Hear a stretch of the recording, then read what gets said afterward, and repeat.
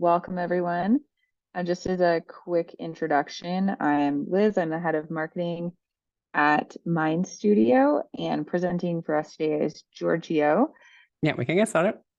So first of all, what is Zapier for the ones that are not familiar with it? Zapier is a web automation platform. So it's described as the glue of the internet. It connects multiple web apps and services together, depending on what you need to do with your own workflows in the company. And you can create automated workflows named Zaps. So everything that you create in Zapier is usually a set of things that happen with variables, different tools, different applications. And at the end, you get the Zap. The full Zap is the workflow. MindStudio, in the context of Zapier, basically becomes your AI sidekick. There are already some AI features in Zapier, but they're very limited to the extent of the workflow. So you can have an AI-powered chat box, or you can have an AI-powered condition inside of your workflows in Zapier. But what MindStudio allows you to do is embed an existing application, an existing AI workflow that you have, which could include querying data sources, using functions, connecting to other applications, having multiple workflows together. And you can use all of that inside of Zapier.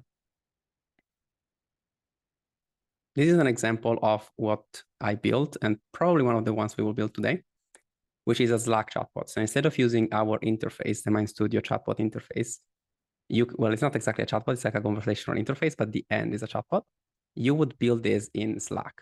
So you can embed one of our MindStudio application in a Slack channel, and then you can chat with it. So it would create a thread for each of your conversation starters. And the super cool thing about this is that since it triggers the MindStudio application whenever you send a new message in a Slack channel and it replies in a thread, you can technically start 10 conversations at the same time.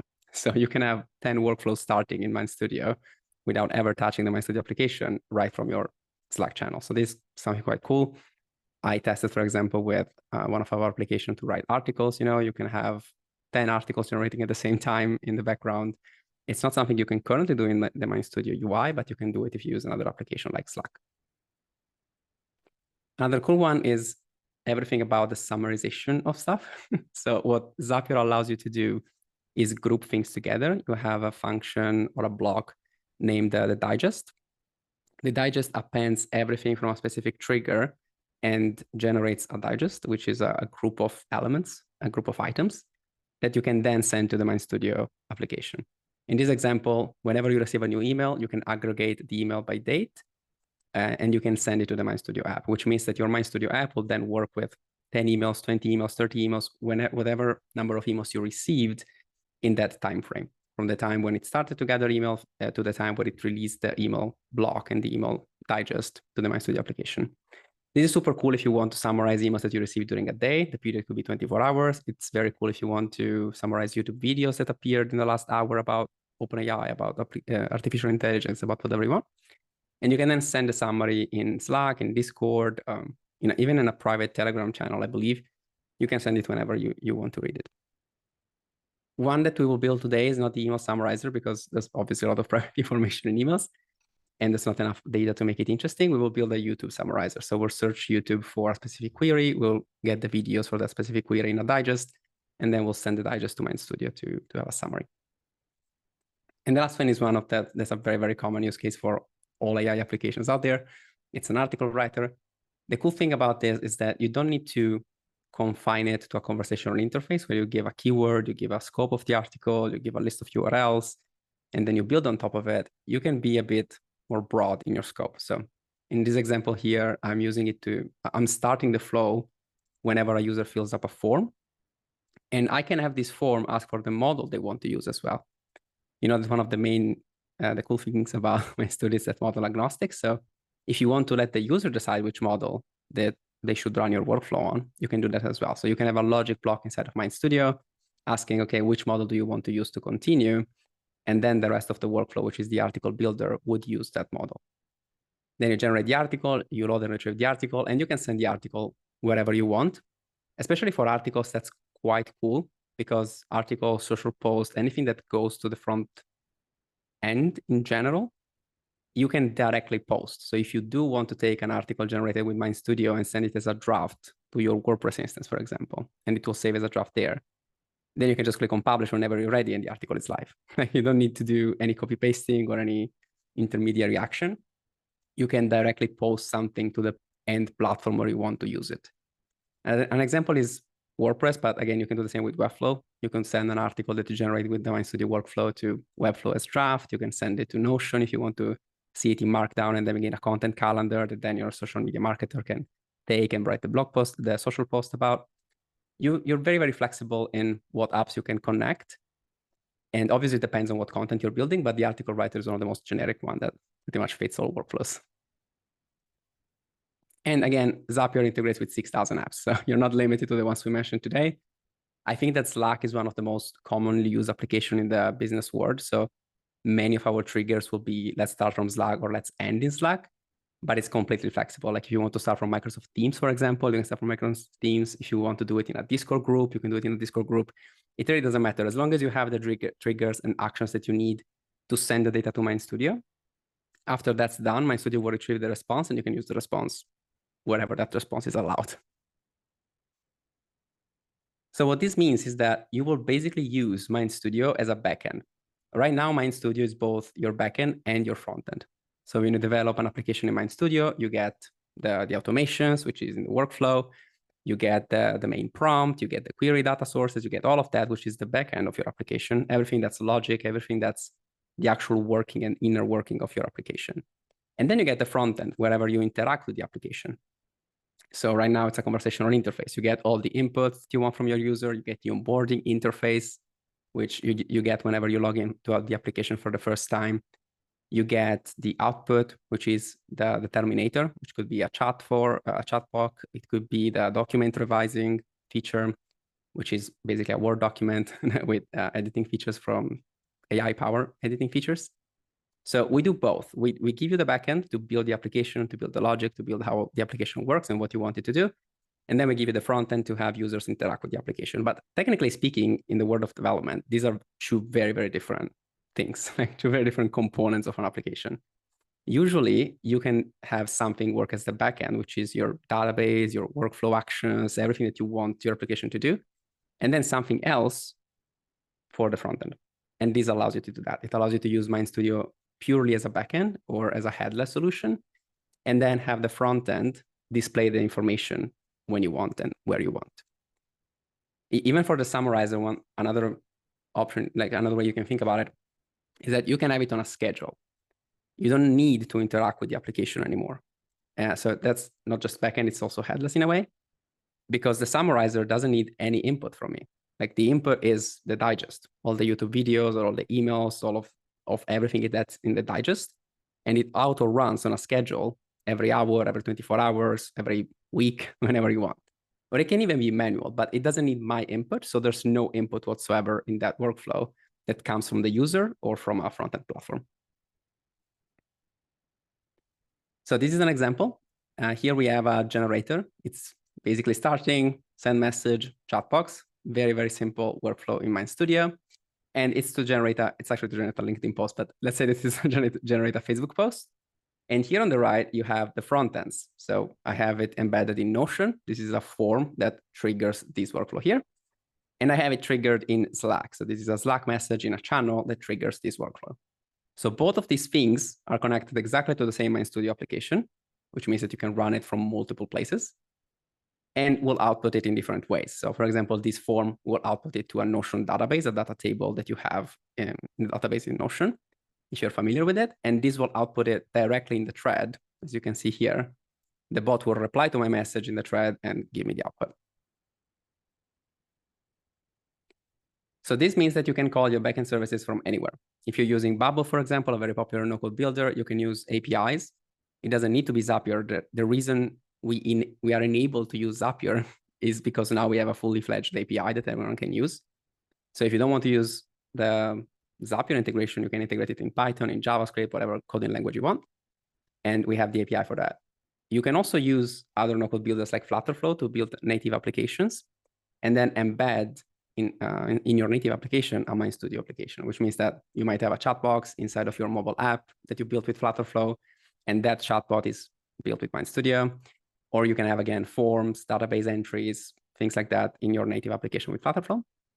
If you have a marketing tech stack, then you're probably using Zapier already. It's very, very popular among marketers, digital web agencies, and companies like that.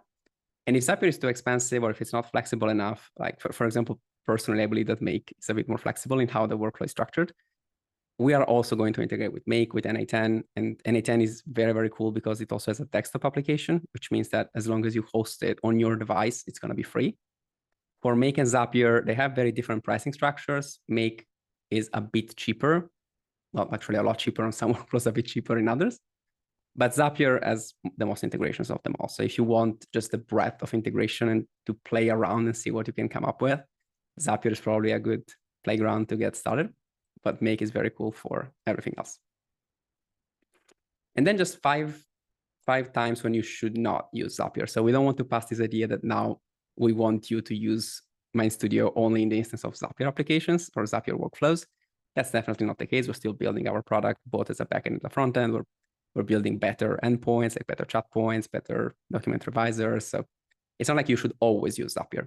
Zapier is there when you need it. And these are some instances where you might want to use it, but it's not always required. So first of all, the integration is available in MindStudio. So if the integration is available in MindStudio, for example, we have a Slack webhook, a Telegram webhook, we have a YouTube, I think, search webhook. So if we already have that function and you can use it in your MindStudio workflows, it's not that useful to use Zapier. We have a lot of output functions in MindStudio. So if you want to post a message that's generated with AI to Slack, you can do that. If you want to post something that the AI generated to Airtable, for example, it could be an article, you can do that. The only reason where you should always pretty much use Zapier is when you want data in.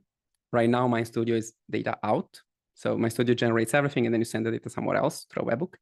We don't have functions that bring data in from other places. So if you need data from your Gmail or from your Airtable, from your Notion database, then you need to use Zapier. Second, if you're already using Make or NA10, there's no real reason to learn Zapier, which is a whole different learning path and struggle just to use our data in features. You will be able to use Make and NA10 pretty much at the same time when Zapier comes out. If the integrations that you need don't have quality apps, there are some de facto standards when using Zapier. There are 6,000 apps, but that's a marketing move from the Zapier team, obviously. Some of these integrations are very subpar and will not really link to the full extent of what that application can do. So the other reason why we also use Slack and Notion and Airtable and all of these is because they're very, very commonly used in Zapier. And hence they have the best integrations. They can fetch data, they can send data, they can transform data, they can do everything you want with the payload and then send it somewhere. While if you use a very new application that no one has heard of, it might be a bit more complicated. It might be there, but maybe it will only have one option. So for example, I use a very cool application. I'm not going to give the name because it's not super cool publicity, but they have like 15 different features and I like all of them and I use all of them, but their Zapier integration only features one of them. So I can interact with one of the features, but it's not going to let me impact the entire database that I have there. While when you use Notion or Airtable, Slack, these are very, very common. Everyone pretty much on Zapier uses them, which means that you have all the triggers and all the actions that you might need. The fourth is the pricing. Zapier can get expensive quite fast.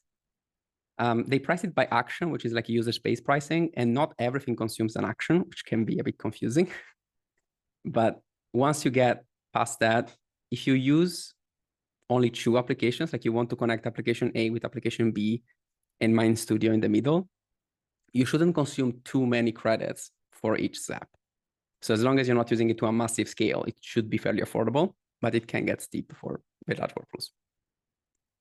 And the fifth is that if you're just starting out with MindStudio, we don't suggest starting from Zapier. You're just piling up learning curves together, which is not a cool thing for your brain to try to understand all these different things, all the different moving pieces at the same time.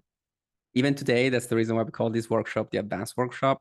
I will show you the MindStudio applications that interact with our flows, but I will not go in depth. So if you've never built a MindStudio application before, this workshop will be very confusing to you. And at the same time, it will be very confusing to use the Zapier application in its own way. So that's pretty much it. We can get started building. I will just pause a second to ask if there are any questions and to clarify that right now, the Zapier integration is still in beta. So we're going to show it and we're going to show you the workflows that we built. We're going to show some demos. We're going to show how it's going to impact your workflows maybe. but it's not available in your accounts right now. I will ask Louis about a timing. I believe it's going to be in the next couple of weeks. What do you think, Liz? Yeah, we should be releasing the API along with a couple of additional new features coming to the platform in a couple of weeks. We're prepping everything. It's working internally, and so that's why we're excited for Giorgio to show you. But yeah, be expecting this to roll out within the next couple of weeks. Okay, nice. I'll just stop a second and read the chat to see if there's any questions. No questions yet. Okay. Oh, nope, just got one. You mentioned Webflow as a front end for MindStudio. Are there any tutorials on this? We do have one Yes. coming out, I believe. Yeah, we have one coming out. I think it's to embed. So you can embed the MindStudio application inside of Webflow. If you mean using Webflow as the endpoint for an article, for example, so you generate the article in MindStudio and you want to send it to Webflow, we don't really have a tutorial on that because Zapier integration isn't live. But as soon as it's live, we will ship some tutorials for popular use cases. And I believe that sending an article to Webflow will fall within that we'll realm add that. of very popular ones. Yeah. It can be done, and we'll add that tutorial to the top of the list. Yeah. If you want to try it in the MindStudio application, we have an article. I can find the link later and send it.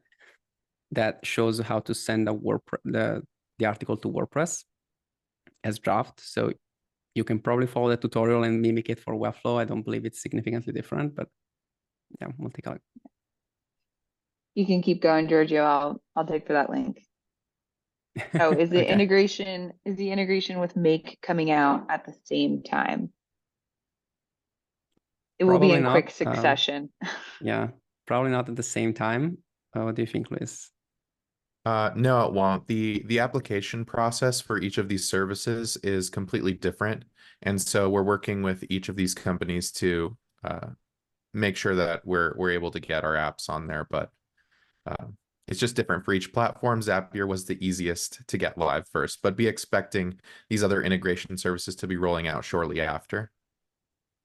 Yeah, there is a Make webhook currently, so you can send information to Make. You just can't currently receive information from Make to a MindStudio workflow. Yes, and that also links, I think, to block question. You can use the Mac webhook to send the article to Webflow. So if you already are comfortable with Make, you can use the webhook and send the output from MindStudio to Make with a webhook. And then you can send it to Webflow because Make has an integration with Webflow. So as long as what you need to do is just send data out, the Make webhook is great. Okay, cool. I'll just switch to the right screen.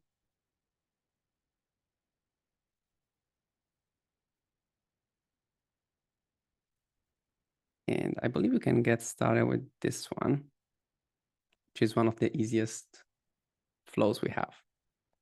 So this one is the Funny Marketer, which is a very simple application in MindStudio.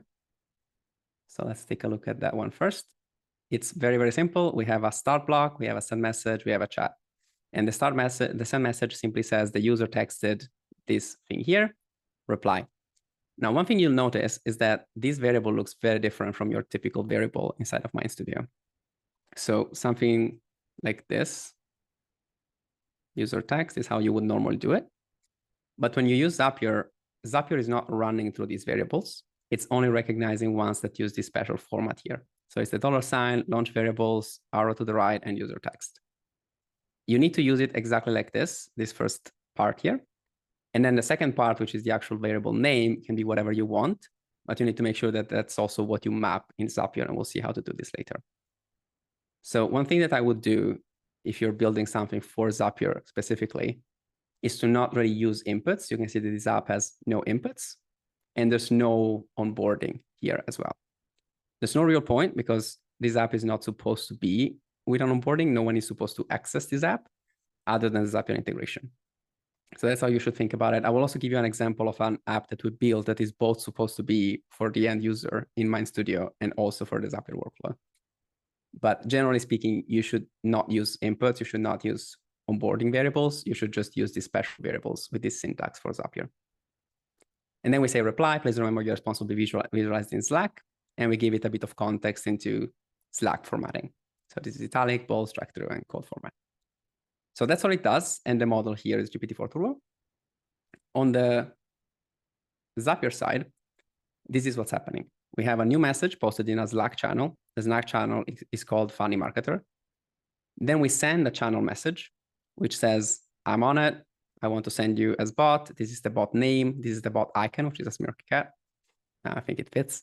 And then we have one special part here, the thread. So let me just show you that part from the edit draft. So this is how it actually looks like. And here in the thread part, you should select TS from the block at the first position. So you open this one, you can search for TS, and it will show up here. It's just a random number. Well, it's not random, it's a time.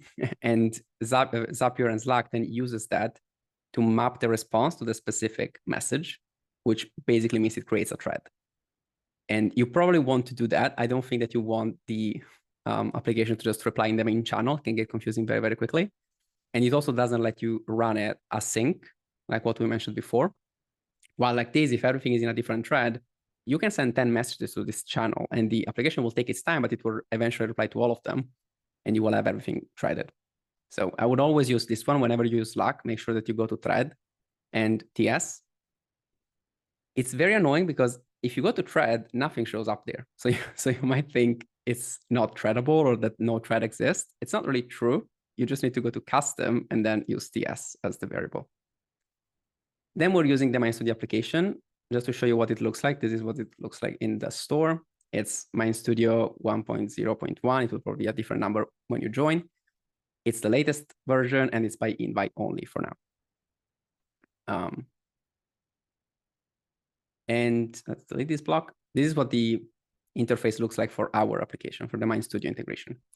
You have the first part, which selects the app and the event. The app is the MindStudio beta. The event is run workflow. We only have two for now. One is to create the actual output, and one is to search for an output inside of an application. So the first will always be a run workflow kind of app.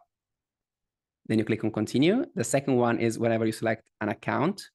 The account here is the app. So you can see that I have lots of applications connected to our Zapier instance. And now we're using the marketer mate, which is Funny Marketer.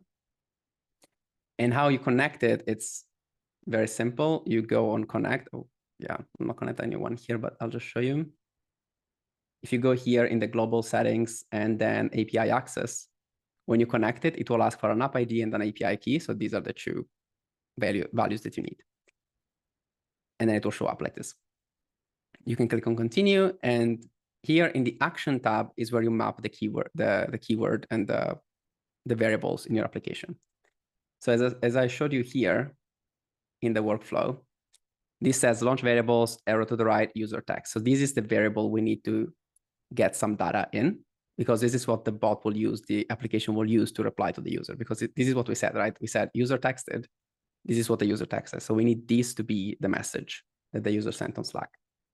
And the way we do that is by passing user text, which is the name in the MindStudio application, to the first one here, the first step, which is the text, the content of the message in the first step. I have a second one here, which is just telling the user on it. It's just a way to say the application, like the workflow started, don't worry. It can take a bit of time. So I want to let the user know, don't text again. It's fine. The application will reply. And then I'm running this one. Then you can see a sort of sandwich here. So we have the run workflow and the find thread response in MindStudio, which is in the workflow. In the middle, you have a delay block. Right now, this is required because the run workflow will not actually run the workflow until the end. It will just run the workflow, the first step in the workflow, and then return success or failure. So in order to actually have something in the final output, in the final response of the workflow, you need the find thread response, which is our second action here.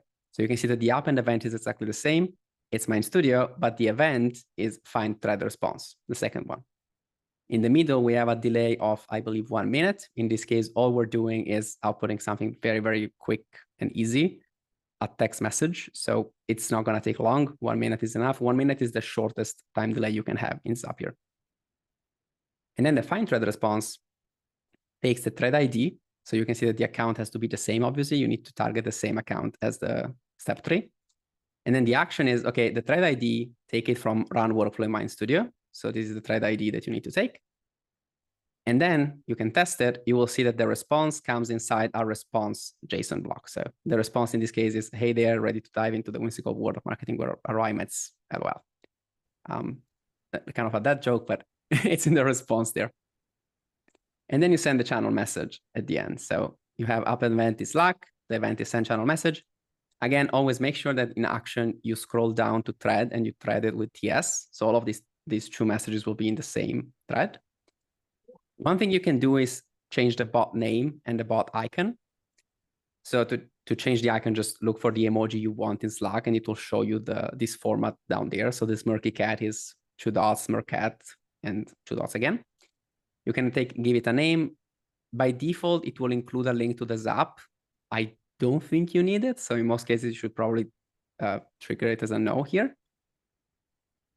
You can attach an image by URL. I don't think you need anything else in particular. Just one thing you might want to do is to tag the user. So if it's an important message, you might want to add an @ here and then take the username from the first message. So this is the user that sent the message. In this case, it's me. So if I tag the username, then it will send a notification through Slack to let them know the answer is ready. So if you want, you can do that. And it's a nice UI change. So we can actually test this one. Let me bring over Slack. So this is Funny Marketer. Let me make it a bit bigger. Okay. So we tested it 3 times and you can see that's like what's CPC. This is on it. The smirky face is there. Then it will reply with what the CPC definition is in its idea and what's ROI. It also uses some nice visualization. So it uses a code block in this example because we did tell him that this is going to be on Slack. So it's using Slack formatting. Even the bolded text, you can see it's a bit different. It's quite interesting because by default, it will use Markdown. And like if you know Markdown formatting, this is how you bold stuff, like with 2 asterisks at the beginning and end, and then the word in the middle. But this will not work in Slack. It will actually show as 2 asterisks and the word in the middle. So on Slack, it's a bit different. You only want 1 asterisk on both ends, and then it will bold the word, and it will show up like this. So the AI knows, obviously, the intelligence layer, which is GPT-4 Turbo knows. We just need to instruct it to do it for Slack. So let's test this. We can ask, for example, what's Zoom? And the first reply will be from Zapier. It's on it. And well, we need to wait a minute right now, but let's wait a minute and it should show up there. I can show you in the meantime how to see the emojis and the name for the bot icon. So if you go in any emoji here in Slack, you can see that below the emoji name, there is the emoji tag. How do you call that? Like just the technical way of doing the emoji. So if you want to write it down, you can just do this and it will output the emoji. And in the same way, you need to use this format in Zapier too. It will also start suggesting stuff. So if you want to look for the snarky cat, you can look for snark. And if you want the mouse, you can search for mouse, cat. So you can just see all the different emojis and use one of these syntax inside of Zapier. Yeah, I always like this use case because obviously we used it in a funny way first with Funny Marketer, but I think Slack is something that's incredibly accessible to most teams. And so if you're potentially the person building AIs for your team, it just came in, but I'll finish my thought. But if you're the person building applications for your team and getting them into the MindStudio platform to use these applications and workflows is not going to happen. It's very easy to create threads where they can access some of these different workflows and brainstorming partners or whatever you want to build for them, and a tool that's familiar for them. Yeah, exactly. And again, it's always going to use the same MindStudio application, which is the coolest part, right? Like in this case, we're doing it in Slack, but I tried it in Discord. Whenever your application gives you as trigger, new message, new item, new something popped up, you can trigger this and then output the result in a thread, in a database, wherever you want. So even if you use Microsoft Teams, for example, you should be able to do exactly the same thing as in Microsoft Teams. If you use Asana for project management, you can feed the project in as a question, like the title of the project, for example, and get the output in a field or in a comment for Asana. You can do it in Notion with Notion boards, and you're always going to use the same MindStudio application. So that's kind of the backend that we were talking about. Okay, nice. Let's take a look at another one. Unless you have questions, let's stop a second in case someone has questions. I don't see anything in the chat, but yeah. Feel free to pop in questions or go off mute.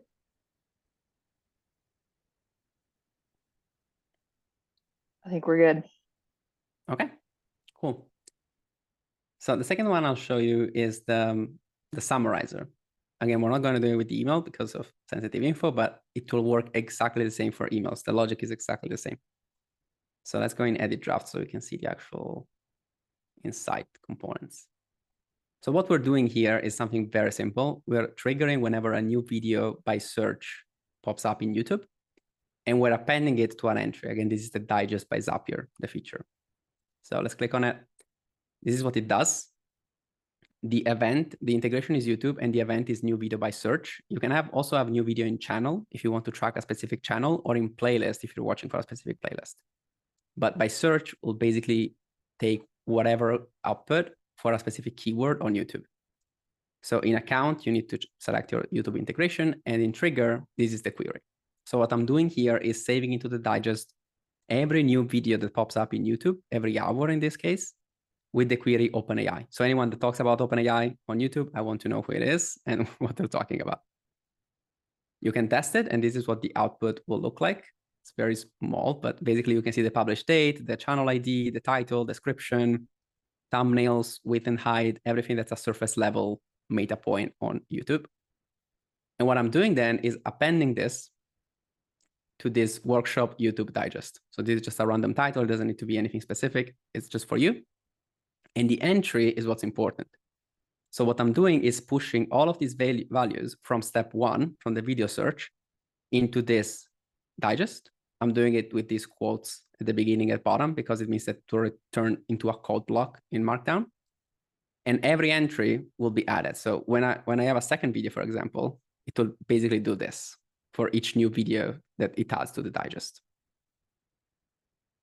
And what it looks like in the test is this. So the current digest is this. So quote unquote, and then you have the title, the URL, the description, the channel title, and the duration and the published date. And the count is 1. So there's only one item in this particular moment in this digest. So this is what it looks like. You can have digest for pretty much whatever you want. So if you wanted to do it for email, you would use Gmail instead of YouTube. So you can have Gmail there. The event can be every time a new email. Yeah, okay, that has to be a trigger actually. Let's turn this off 1 second and I'll add it as a trigger. So let's add Gmail as trigger. And the trigger is new email. So every time you receive a new email, you can sync your Gmail account. The trigger can be a specific label if you want, just chats, just inbox, just important, just trash, if you're interested in that. Then you click on continue and you can test it. And whenever you're done, you can go here and map it to the output of the email. So from the step 1. Okay, let's delete this draft. Let's put it back on. Okay, and this one in particular is not going to do anything, right? There's no AI at work here. All I'm doing is saving all of these videos into this digest. Then I need to release this digest. So imagine the Zapier, the digest is something that contains a lot of info. I need to release it somewhere. And where I'm releasing it is in this workflow here. So it's workshop YouTube summarizer. And the trigger is a schedule. So in this case, this is the Zap that doesn't need any human interaction. Same thing as the MindStudio application. This runs automatically every hour. I did it every hour for this presentation, obviously. I don't really care about knowing what OpenAI does every hour, but you can do it every 24 hours or every week. Something that makes more sense for you. Let's go inside. So this is at the time offset 30. So I should have technically received one at 1930. Should be there, unless it was off when it was 30. You can have every hour, every day, every month, or every week. One that's very cool, for example, would be to know every day what OpenAI is doing. And it could be a news search on Feedly or an RSS feed from The Verge, from TechCrunch. If you have an RSS feed from a journal or from a newspaper, you can take that, add it to the digest, and then release the digest here. And how you release the digest is with this function here. So you add a digest in, and the event is release existing digest. These are the two to create and release. So before we add the append entry to the digest, and now we have the release existing digest. It tells you that it's for advanced users because you can technically have the append and release in the same workflow. It never worked for me. I don't know if I've done something wrong, but for my particular use case, it didn't work. So that's why I have it separated. I have one Zap that collects everything, and I have another Zaps that starts every hour in this case, or can be starting every 24 hours, and then releases the digest. Once we have the digest, which again looks like this, it's a list of items. I want to run a workflow in MindStudio, and I have an application in MindStudio that just takes in this data and creates summaries. And the action is, again, user text, the only variable I have in the MindStudio application, and the final digest is what I'm passing in. So this digest, once it's released, will have a final digest output right here. The final digest is all the videos in the last hour. And this is what I want to send as user text to MindStudio. MindStudio will then take it, summarize it, and send it to me. Another cool thing that you can see that's actually being released yesterday from Zapier, it's this error handling. So if you click on the three dots, you can add an error handler, which means that it will go a certain way if there is an error, it will go another way if there's success. So obviously, if it's successful, I want, again, to wait because we need to give the application some time to work. In this instance, it's 5 minutes because I'm sending a lot of data into the MindStudio app. And then I'm using the find thread response to find the response in the thread ID.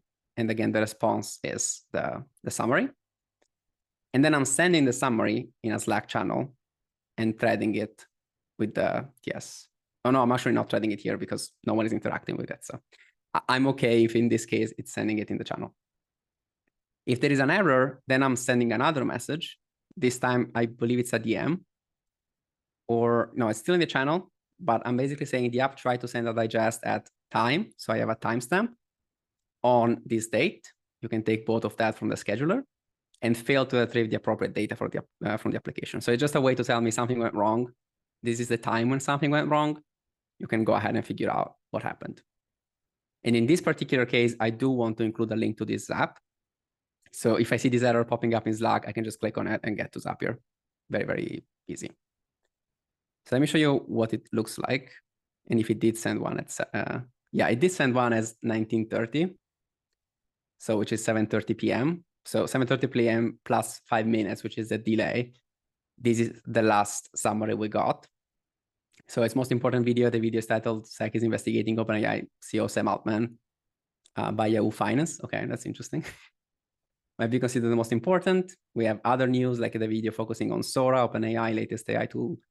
The key creators were Side Hustle with ChatGPT and AI, and other notable channels are AI Pose, AI Invest, Digital College, and Yahoo Finance. The most used words were OpenAI, Sora, AI, text-to-video, and artificial intelligence. We also have the average length. This is all stuff I asked the MindStudio application to check for, obviously. The total duration is 50 minutes. The number of videos is 16 in the digest. The average length is 3 minutes and 8 seconds. And this is what to talk about to compete. So if I were to use this to create a competitive video, I can do that.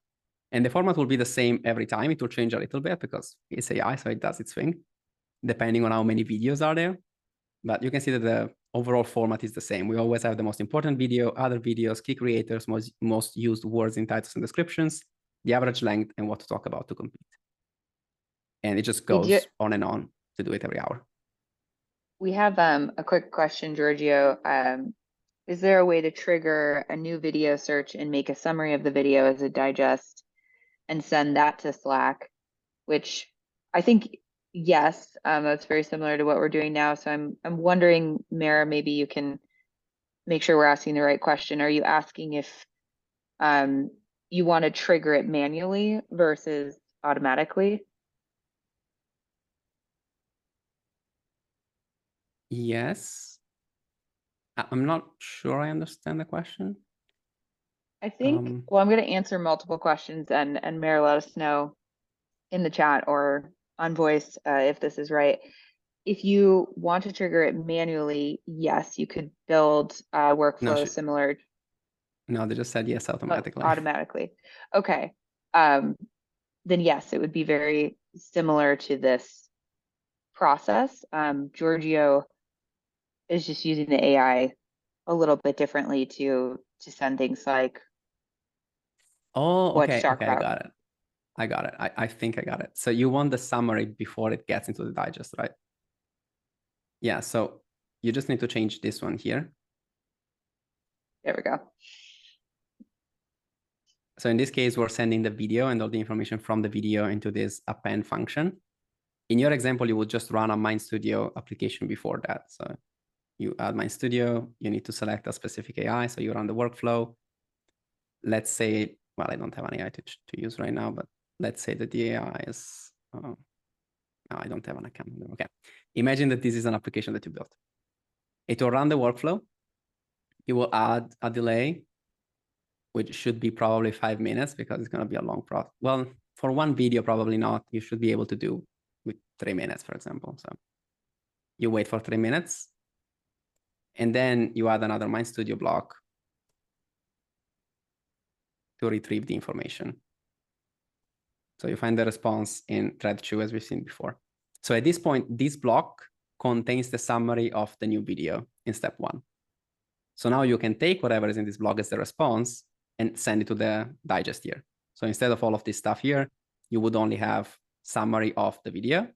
You can even keep all of this, to be honest. Like you can keep the title URL, etc. It's just that you can add the response from MindStudio by adding the response that you got in step 4, if that's what you're trying to do. Another cool thing that you could do is send this to a transcriptor, to some service that you know to transcribe the video, because right now we're only getting surface level data for the video, obviously, because that's what YouTube gives us.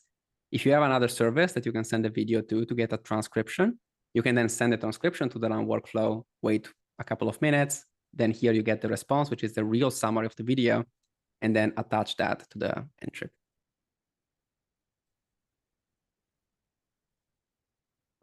And once we release this, Mare, if you need help revisiting this, just reach out to us in Discord. But the short answer is yes, we would be able to help you set that up. Yeah. Okay. Nice. Now the last one is probably the most interesting. So I'm gonna pause for another minute just to check. Okay, yeah. Sorry, Giorgio, I'm just monitoring the chat. Could you please show what the MindStudio workflow looks like for the example application? So the last one we did that pushed the YouTube summaries. Okay. Yes.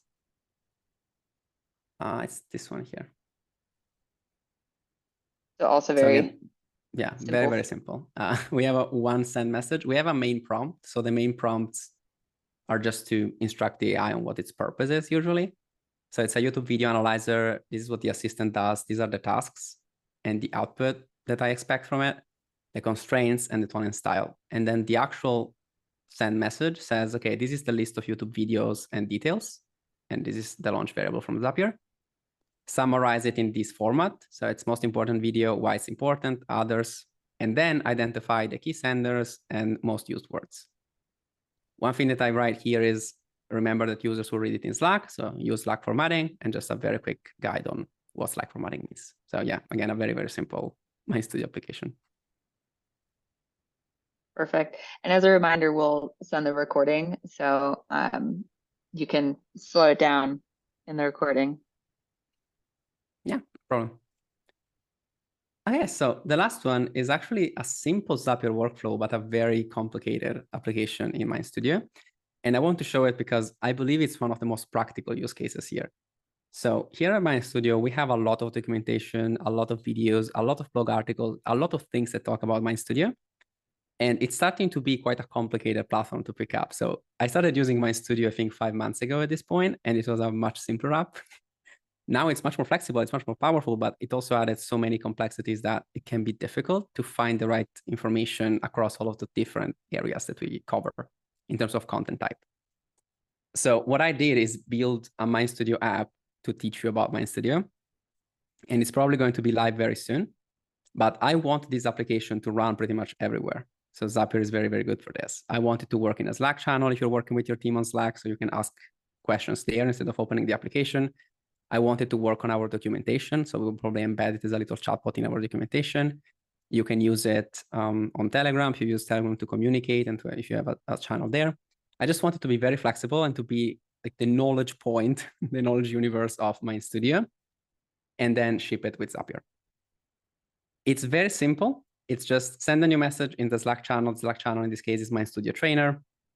The channel message is on it, estimating waiting time 5 minutes. This application is much more complicated and is taking in a lot of data to work. So the waiting time here is 5 minutes. Then we run the workflow. If there is an error, I want the user to know. So unfortunately, the workflow failed to run. Please check the MindStudio app. I also tell it about common mistakes. So common mistakes include using onboarding variables and not formatting the variables properly for Zapier. So it just gives you a little bit of insights into what might be wrong. Then here is the delay, find the message, send it into Slack. I'm going to show you the output, and then I'm going to show you the inside of the application so you can build something similar as well. So what the output look like, I have a lot of examples here. Let's take, how do I use the MindStudio API in a Python environment? Okay. So this is the response. The first one is on it, estimating waiting time 5 minutes. And this is the actual reply. You'll see that the first step of this reply is you are in API usage. The reason is that we have a lot of data sources for this, and I have a lot of different workflows for this. So first of all, I want to know if it gets the purpose. And the purpose is with a logic block function in MindStudio. I want to know if it's in the right workflow, basically. And it is in this case. Like obviously I'm talking about an API. I want to be in API usage, which covers everything API related in MindStudio. To use the MindStudio API in a Python environment, follow these steps. You can see that it formats it for Slack. There are the code blocks, and this is the response. We have one for which model should I choose to build a chatbot. Okay, so you're in right model. Again, the right workflow. Building a chatbot requires careful consideration. So for speed, you have GPT 3.5. We also did some tests for you to see how each model performs inside of MindStudio. So it says that GPT 3.5 has an average speed of 56.3, and GPT-4 Turbo is 25.1. So it's 2.24 times faster. I wouldn't trust the math too much. It tries to do math. You know that models are not super good at math, so it might be wrong. I'm not double checking it now, but it tries to give you some practical information into which model is faster. And it also has information on cost for each of these models. So especially when we switch to usage-based pricing soon, this will be very helpful to understand how much each process costs. And then you have the overall recommendation. So it says a multi-model approach could be optimal. You can use GPT 3.5 for real-time user interactions. You can incorporate Mistral 7B for backend processing, where cost efficiency is key. And you can leverage GPT-4 Turbo for tasks requiring extensive context. So I think this is perfect. This is exactly what I would tell you. And the reason is that it's not only taking the documentation, but also some personal info that we added. And obviously, in this case, I added it. So it has a bit of a personal touch as well. There are other cool things like tell me about the logic block. In this case, it's actually searching our documentation. So you can see that it links to docs.uai, and this link actually works. Same thing for the MindStudio Level 1 course. This is an actual YouTube video that you go ahead and check. And the last one is brainstorming. So we even have a brainstorming tool. It says, okay, sure, I'd be happy to help you brainstorm some app ideas for legal roles. And here's the list. So you could build a legal chatbot, an e-discovery platform, case management system, legal research platform, etc. Now, this one is not nicely formatted. And the reason is that I'm testing different models here. So this one is Mistral, which works very well. Like I'm impressed by the response. It seems to struggle a little bit to understand that I don't want it in Markdown, but whatever, the actual content is good. So this is what the output looks like, and the input is just you ask it whatever you want here, and it will give you a reply. Now, something that's probably more interesting in seeing it from the inside. So what it's doing, you see here in run workflow, it's triggering a specific workflow in the application, which is promode.flow. So going into the MindStudio trainer here, close a lot of stuff there. Okay. This is what the actual main workflow looks like. this application was originally designed to be used with our front end. So I want a menu because I want people to be able to choose from the different actions in the menu. And then I have a pro mode. So the pro mode is the same menu, but instead of having actual choices, I have a logic block to determine what the user wants to do.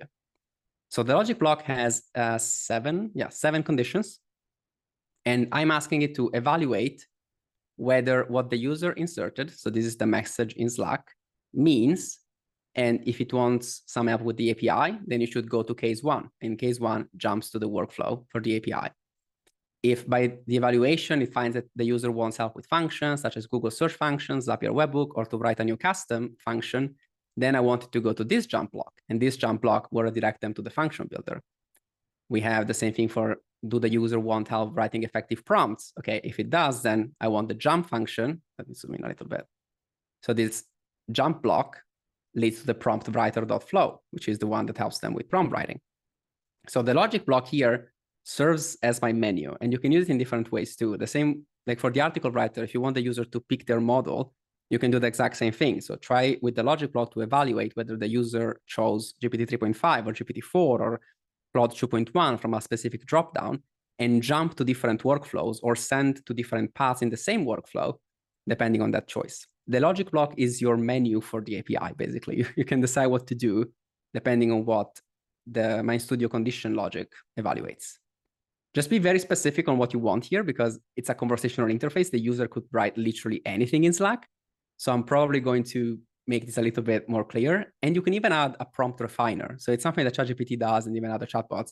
You could add a step in here where you refine the prompt. So whatever the user texted in Slack, you can ask the AI to reformat it in a more digestible format, like reformat it as a keyword, reformat it as one sentence.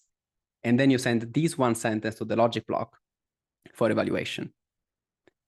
Last thing, you should probably use experimental here. I think it's live. I asked the developers yesterday, it should be live. So the default engine uses GPT 3.5, which is good at writing very quick things and being fast, but it's not particularly good at logic. So it will mess up a lot of times.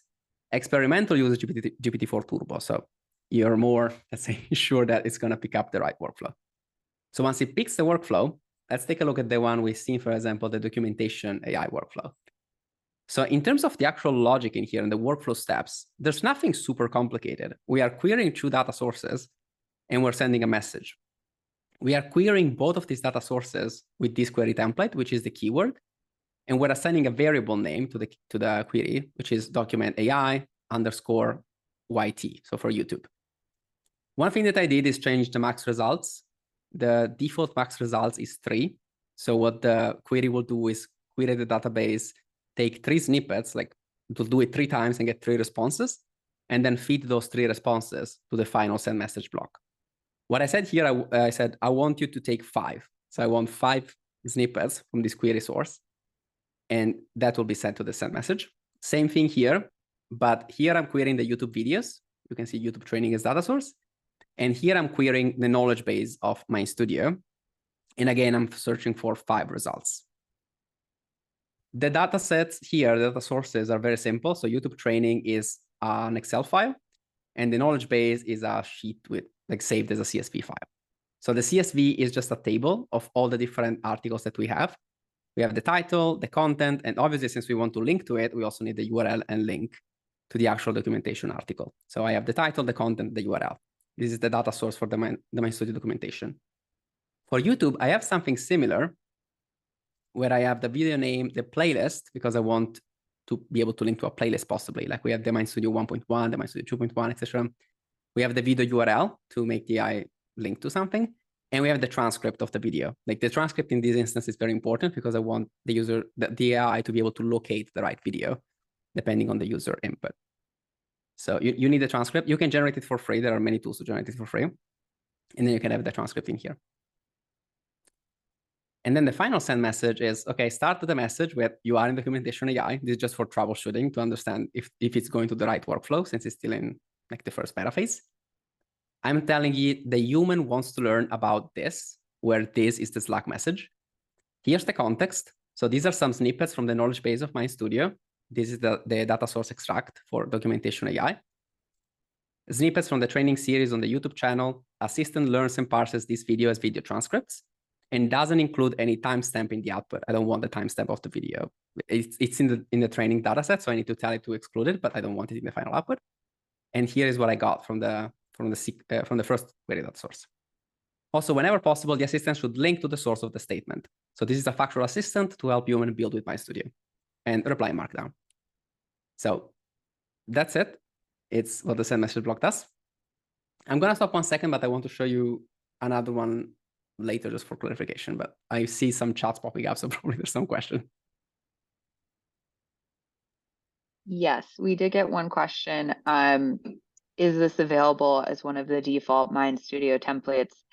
It is not. This is a complex version. We do have some simpler trainer templates, but for this group, we can have Giorgio share an image of, his Zapier build out, which you can use in the future, and then maybe a copy of his MindStudio trainer, so you can poke around in it, which we'll send out. And then next question is, in the Excel file, is the transcript in one row?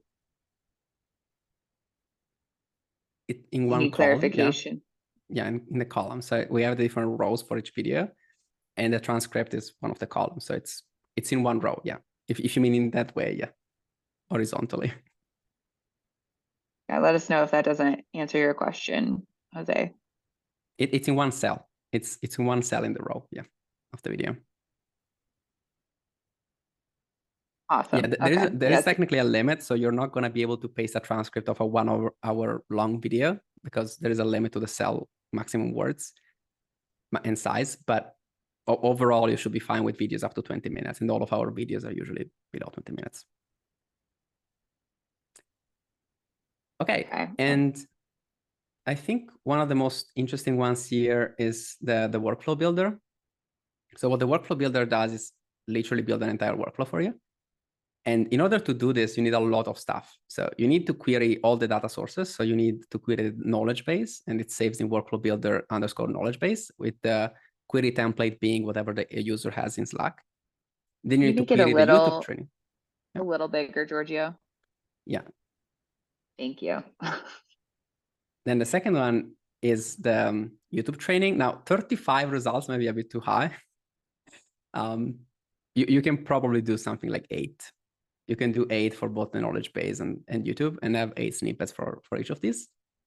And the last one is actually our blog articles. So to build the workflow, we share some tips sometimes in our blog. So we want to have the knowledge base from our blog as well. And the blog article data source is a list of 14 different blog articles that we have. These are guides. We don't really need the thought leadership kind of blog articles or random announcements. We don't need those in this particular workflow. We need the articles that show how to do something in MindStudio, like how to do this, how to build that, how to optimize this. So we're querying those and getting 5 snippets. And then we're sending the final message, which is start a message with your workflow builder. And then we tell it the assistant will generate the main prompt, the step-by-step instructions, the suggestions on which model to use, which data sources to use, and which improvements the user can have in the workflow. Now, there are 2 things that are not in here that I wanted to generate. The first one is the models. I'm not telling it anything about the models. There are obviously some information about the models in the knowledge base, but why I want to take a look at this is that I wanted to know about all the models in MindStudio. When I'm querying a data source, I'm getting 1, 2, 5, in this case, 8 snippets of data from the data source, but I'm not getting all the models in MindStudio. There's almost no way that I will actually get all the transcript of that particular section of my documentation, because I don't know what the user is typing. The user could be typing absolutely anything. So that could be the query of this data source. And even if it does take out on 3 or 4 of the models, it will not pick up all of the models because maybe it exceeds the length or it exceeds the maximal results, things like that. So for information that I want to always give the AI, that should be in the main prompt. So you can see that everything related to the model and the alignment and policies are tables inside of the main prompt. This prompt doesn't have a real limit. So as long as the model that you use can ingest the data. And in this case, we're using GPT-4 Turbo, which is 128,000 tokens. If you needed to remember all of it and to know all of it, you should just add it to the prompt. If it gets too messy, you can add a send message block and add it to a massive send message block and send that as documentation. If it's not too messy to add it here, you can add it here. So I have the speed of all the models in here. I have the reliability. I have the output quality. So these are the Arena ELO scores from Hugging Face, for who's familiar with it. And this is the actual pricing of the models. So I have the model name output, the company, the cost for 1,000 tokens in input, cost for 1,000 token in output, and then I convert it to 1 million tokens because that's a bit easier to represent, especially for these tiny, tiny amounts like 0.003 or 0.0003. It's difficult for the end user to understand the pricing, while if I turn it into a million, it's a bit easier to see which one is cheaper and at what scale. Then the context size, same thing. This is from our models page. So it's the company, model name, context size, release date, the language, token definition, and output data. And then below this, I actually have our documentation. So this is not a query or anything like that. It's an actual transcript of all the most important articles in our documentation, converted into Markdown and pasted into here. I also use the same thing in other parts of this workflow. So we have a MindStudio Copilot in the front-facing application that users can actually interact with, not via Zapier. That is a Copilot with everything pasted from our documentation in it. The reason is, again, this application is supposed to be the know-it-all of MindStudio. So if I expect it to be a know-it-all of MindStudio, I can't only feed it 8 articles of our documentation or 8 snippets or any specific number of information. I want it to know all of it. This is obviously not always possible because the maximum context window is 200,000 from Claude, but it's still very, very large. Like 200,000 tokens is 175,000 words. Like that's a lot of stuff that you can put into there before you max it out. And Gemini 1.5 Pro from Google is going to have a 1 million token size, so context window. So it's going to be pretty much suitable for most applications. If it's bigger, then you have no other choice than using the query dataset. And I'm still using it. I'm still using the query data source for the simple fact that I want links to these things here. And the links are in the data sources, right? So the link to the knowledge base article is in the knowledge base data source, and the link to YouTube videos is in the YouTube data source. But in terms of knowledge and what I want the application to know, then that's in the prompt. So yeah, especially because here I'm telling it to generate the main prompt and step-by-step instructions and deciding which data source to use. You have to think about the AI in general, the intelligence layer, as something that's very stupid. Like it's very intelligent in what it knows, but it's not very good at understanding why it knows it or what it should do with it. So here I'm telling it generate a main prompt. Now, main prompt doesn't mean anything to GPT-4 Turbo. It means something in the context of MindStudio. So first it has to know, okay, what is MindStudio? What is a main prompt? What is the main prompt in MindStudio? Where is it the main prompt in MindStudio? Because it needs to generate one and also suggest you how to improve your own existing prompts. So where is it? What is it? What is MindStudio? Like all of these different questions, you need to answer them before you ask the AI to do something. Especially when you use Zapier, because you don't have a feedback loop here. Like once Zapier sends the thing in and you get the output from MindStudio, that stuff is happening. Like it's going somewhere. So you can't have, okay, are you satisfied with it? Do you want to continue? There's nothing like that in the middle. So you want to be extra sure and extra safe when you do this stuff. And I will just show you the real MindStudio trainer as well, because this shows you how to convert basically something that you built from MindStudio for something for Zapier. As we said before, there are no inputs in Zapier applications. So if you look at my Zapier version, the inputs thing is here, but I'm not using any of these anywhere. If I would, it would basically mess up the Zapier workflow because I'm trying to fetch something that doesn't exist. And you can see that the query data source is using launch variables entry, and entry is whatever the user inserted. So that's the variable I'm mapping. In my real workflow, though, I have real variables, right? So here I'm querying for function builder goal, which is the user input function builder goal. This is a very standard MindStudio application with all the different inputs. The query uses the right stuff. And I can have feedback loops here. So I have a menu at the end of each workflow, which asks the user, do you want to continue? So if they say no, then I want to end the session immediately. If they say yes, I want to chat more about this topic, it will bring to a chat endpoint.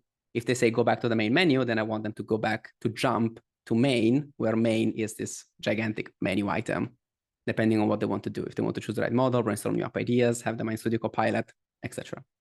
So what you need to change when you think about Zapier is you need to remove everything that asks for an input. It's not required. So you will see that here I ask for an input everywhere. I have another input here. The menu is an input type. They're choosing something from a list of items. All of that is completely stripped out in my Zapier API usage. So the same workflow here is just query data source, send a message. There's no input, there's no menu, there's no nothing. When you do it inside of MindStudio and to be used inside of MindStudio, then you can be a little bit more fancy in how you structure this, because we are also going to give you the front end. This is how the user will interact with your application. So you can have inputs, you can have specific menus and specific endpoints and things like that. So both can be really powerful. And if you want to ship the application in both, all it takes is really just to duplicate this. I built this application for MindStudio users primarily, obviously. But I simply duplicated it, removed the inputs whenever I use the inputs, and then removed this last menu item. But everything else is the same. The only thing you need to do is remove the inputs and use the specific launch variable, which is the variable that you will pass from Zapier. It's not a one click, but for the functionality of taking an AI that only works in MindStudio and deploying it everywhere you want, it's like an investment that's worth making.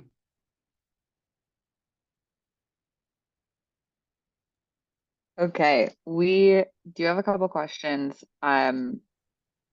First is, we got to note that we need a deep dive on just this MindStudio trainer.